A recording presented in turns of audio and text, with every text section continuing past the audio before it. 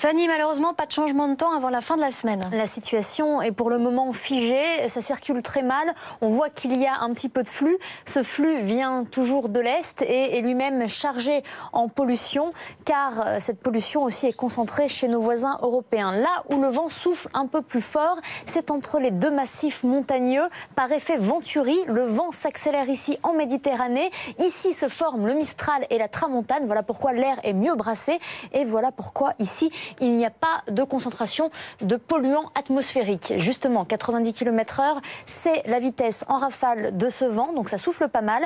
Ailleurs, absence de vent total, soleil sur l'ouest et sur une bonne partie sud. En revanche, les nuages sont plus présents en ce moment entre les frontières du nord-est jusqu'au nord du massif central, jusqu'à l'Allier et sur la région centre. Et de la neige peut tomber, de la neige dite industrielle.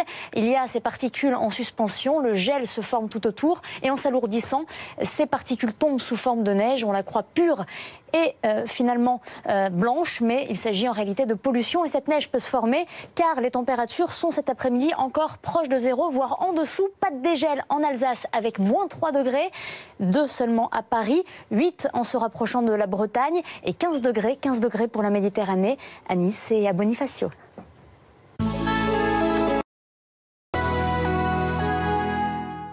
Toujours ce froid sec et cet air pollué. On garde les mêmes conditions jusqu'à vendredi, là où le temps va commencer à changer. Les conditions sont donc très sèches, bel anticyclone sur l'Europe. Et puis, l'air froid est là.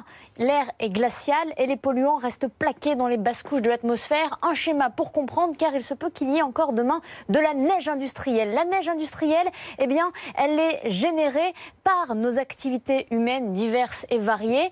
Nous avons en suspension dans l'atmosphère des particules fines ou aérosols, des particules tellement fines qu'elles ont une vitesse de chute quasi nulle. Et quand il fait très froid, vous avez de la glace qui s'agglomère autour de ces particules.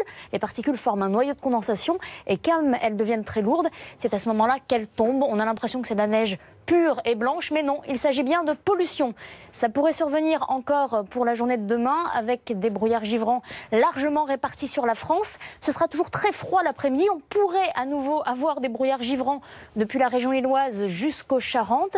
Quelques-uns aussi dans l'extrême est du pays. Un peu de neige sur les Cévennes et sur l'Ardèche à 300 mètres d'altitude.